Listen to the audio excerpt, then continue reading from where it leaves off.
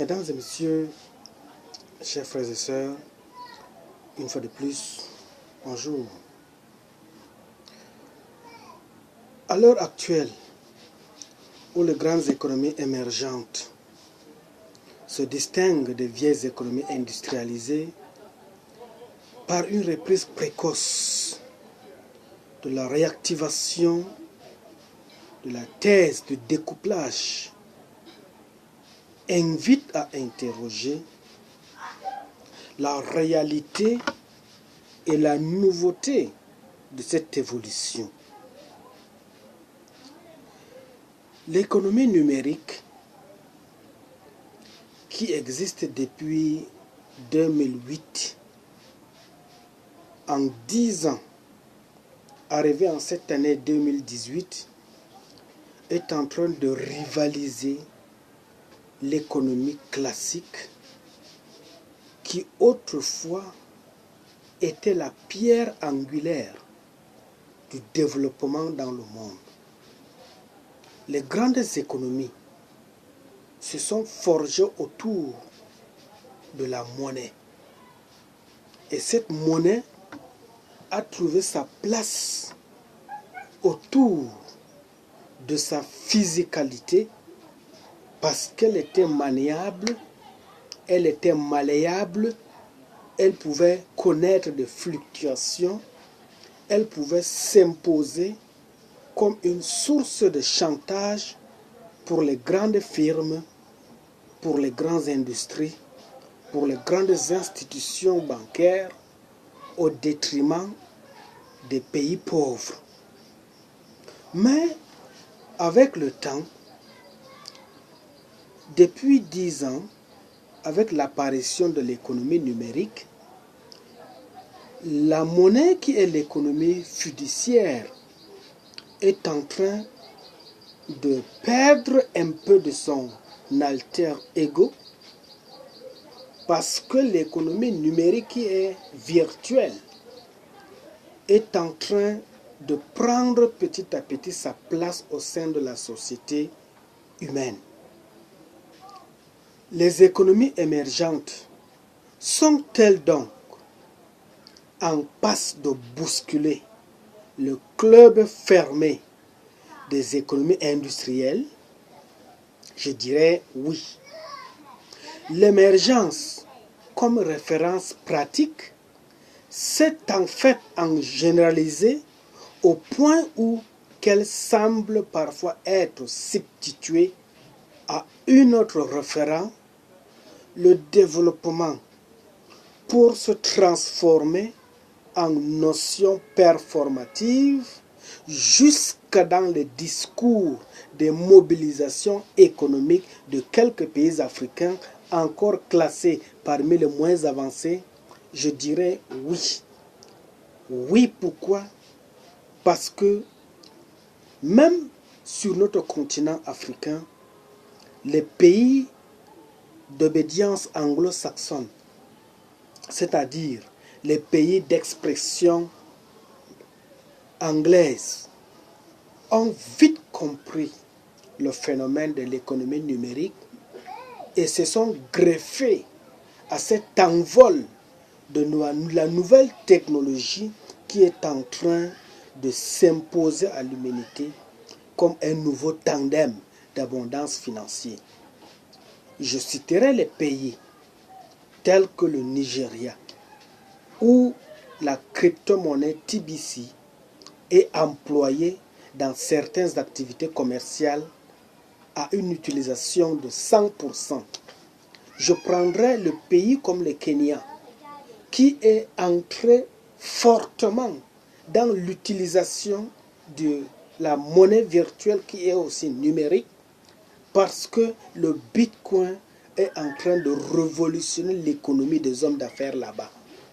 C'est pourquoi il est temps de prendre la mesure de l'Afrique, de changer de vision, de penser toute une autre Afrique et la donner un esprit de créativité, de cesser de couper l'Afrique en deux, c'est-à-dire de voir la dynamique régionale et continentale, de faire une véritable révolution. Et si l'Afrique réussissait avec le numérique à inventer une nouvelle économie réellement inclusive et durable, à faire vivre de nouvelles formes d'action collective performantes économiquement et socialement, une conviction profonde m'anime et doit aussi t'animer, parce que la créativité de l'Afrique est un formidable ferment pour l'innovation mondiale. Nous devons co-apprendre aujourd'hui, car pour innover, le Sud inspire le Nord. Pourquoi le Sud inspire le Nord? Quand on parle de TBC, c'est venu de l'Asie, d'un pays comme la Philippines, qui est aujourd'hui développé un peu partout et est en train de prendre ses racines en Europe et en Amérique. Aujourd'hui, depuis 2016, TBC est vulgarisé en Afrique. Et ceux qui ont saisi cet esprit au bon dès les premières apparitions sont en train de se faire énormément d'argent aujourd'hui à travers cette crypto-monnaie qui est différente des autres crypto-monnaies, parce que la force de TBC, différente des autres crypto-monnaies, c'est sa communauté. Là où ailleurs, les autres crypto-monnaies sont adossées au dollar et sont inscrits en bourse, la force de TBC, ce sont les êtres humains qui constituent les 8 milliards de la couche mondiale que nous sommes. Donc ce sont les membres de TBC qui sont sa force, et sa valeur se concentre en termes de devises en grains d'or. En 2001 et 2010, 6 des 10 pays avec le taux de croissance économique le plus élevé au monde étaient africains. D'abord, il y avait l'Angola, ensuite le Nigeria, l'Éthiopie, le Tchad, le Mozambique et le Rwanda, qui est 10e de la classe. Les nouvelles technologies se répandent de nos jours à un rythme soutenu en Afrique, avec un taux de pénétration de l'Internet mobile qui doit passer pendant la période 2016 à 2020 de 26% à 38% de la population africaine. Et dans un rapport qui est devenu célèbre, la Banque africaine de développement estimait qu'en 2011, environ 370 millions d'Africains appartenaient à la classe moyenne, soit 34% de la population du continent. Bref, l'émergence, en un mot, est une façon de dire que l'Afrique se met au diapason des évolutions du XXIe siècle. Comme tout phénomène nouveau, l'émergence est définie aussi comme un processus de transformation économique soutenu qui se traduit par des performances au plan social et humain et qui prend place dans un contexte politique et institutionnel stable, susceptible d'en assurer la soutenabilité. Il ne suffit pas seulement d'être émergent, il ne suffit pas seulement d'avoir la crypto-monnaie ou bien un instrument de développement, un instrument de cash flow, un instrument d'abondance financière comme TBC, mais il faut aussi garantir sa soutenabilité. Et qu'est-ce que j'appelle soutenabilité? C'est juste mettre en place un processus dans lequel cette abondance financière-là ne connaîtra pas une chute libre. Le dollar, l'euro et bien d'autres monnaies qui ont façonné le monde, qui ont été la pierre angulaire de l'humanité, sont des instruments qui connaissent des fluctuations. Or, avec l'avènement de TBC, étant donné que la force, la valeur de cet instrument qui est TBC se repose sur la qualité, la quantité, la croissance numérique de ses membres, il va falloir pour cela dire que la force de TBC ou bien la valeur de TBC n'est pas dévaluable. Si le franc CFA est une monnaie qu'on peut dévaluer, qu'on peut utiliser comme monnaie d'échange, que les institutions financières, les colons peuvent utiliser tout chantage parce qu'en dévaluant le franc CFA, cela va appauvrir l'Afrique francophone. Au contraire, avec TBC, cette monnaie virtuelle, cette monnaie du futur, ne peut jamais être dévaluée. Pour pouvoir dévaluer TBC, il va falloir tuer tous les consommateurs de cette monnaie à travers le monde. Or, un monde composé de 8 milliards d'êtres humains, s'il y a au moins 25%, c'est-à-dire 2 milliards qui consomment TBC dans le monde, il est difficile de tuer 2 milliards de personnes à travers le monde au détriment des 6 autres. Étant donné que, à partir du moment où le monde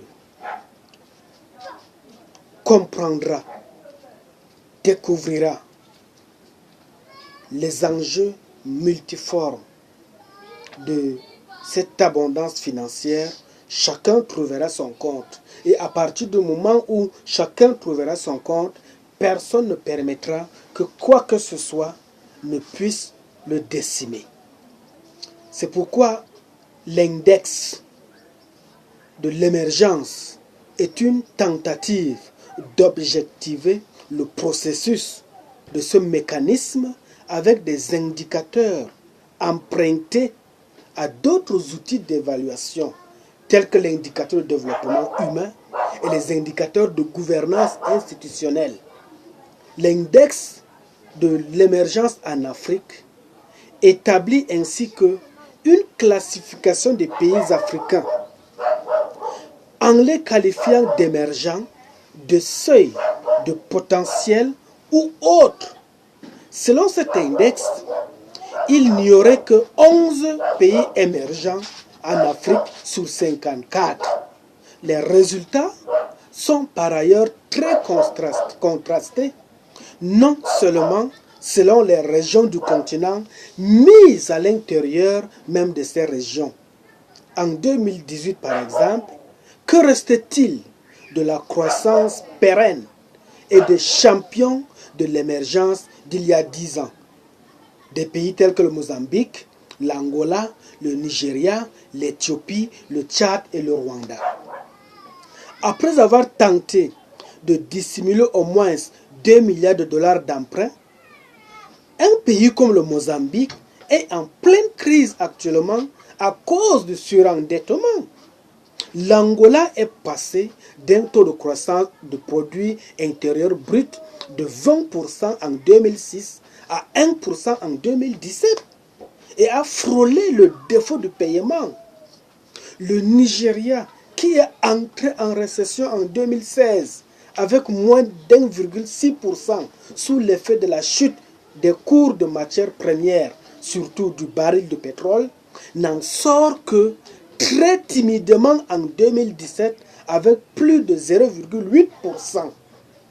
L'Éthiopie, quant à lui, connaît une crise politique complexe depuis 2015.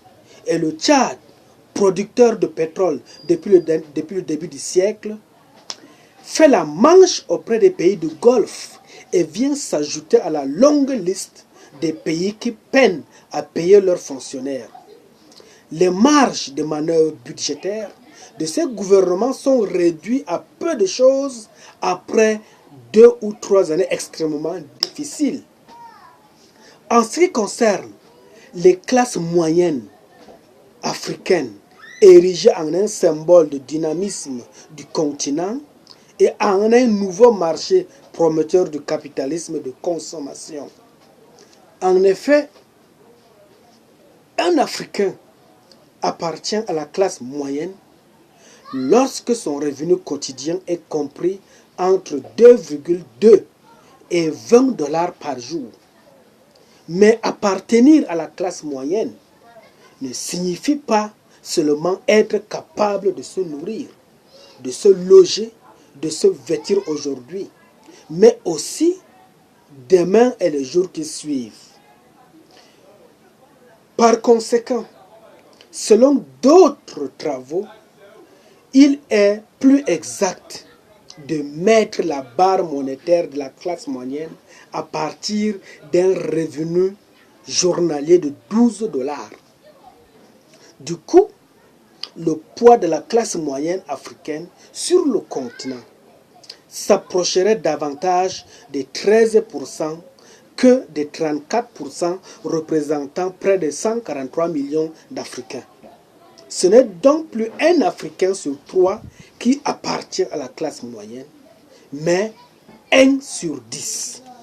Vous comprendrez que, frères et sœurs, il y a un travail à faire, il y a beaucoup et extrêmement beaucoup d'efforts à fournir pour pouvoir être des personnes intègres, des personnes qui ont le sens de l'honneur, des personnes qui ont la responsabilité de se remettre en cause et de pouvoir bondir dans le futur et s'imposer comme un continent qui s'est développé au forceps de la pauvreté.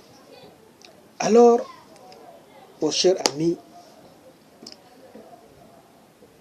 les quelques bribes de recherche que j'ai glanées ça et là ne peuvent pas forcément te convaincre. Mais je te demande simplement de te remettre en cause, de te poser la question, es-tu pauvre? Même si tu ne l'es pas et que tu es à la hauteur d'être suffisamment doté des instruments financiers pour résoudre tes besoins personnels, pose-toi la question autour de toi. Y a-t-il des pauvres? Si autour de toi y a-t-il des pauvres, pose-toi la question pourquoi ils sont pauvres. Alors, pour ta propre sécurité, il y a lieu d'être d'une importance capitale pour aider ceux qui sont aujourd'hui pauvres d'atteindre ne serait-ce que le strict minimum de la survie. C'est pourquoi, si tu es convaincu de ce que tu es, permets que d'autres personnes aussi soient convaincues de ce qu'ils sont. Parce que dans la vie, chaque être humain qui comporte en son sein le souffle de vie doit être une source de bonheur, doit être une source qui puisse être un facteur de développement socio-économique autour de soi. C'est pourquoi je vous remercie. Et si vous n'êtes pas convaincu, vous pouvez faire vos recherches. Et si vous avez assez de recherches, assez d'amples informations, plus que ce que je mets à votre disposition, aidez ceux qui en sont dépourvus de pouvoir comprendre que en ce 21e siècle, la pauvreté a besoin d'être combattue et réduite à sa plus simple expression afin que chacun puisse atteindre l'abondance financière avec TBC et être une source de bonheur qui va impacter l'humanité. Je vous remercie.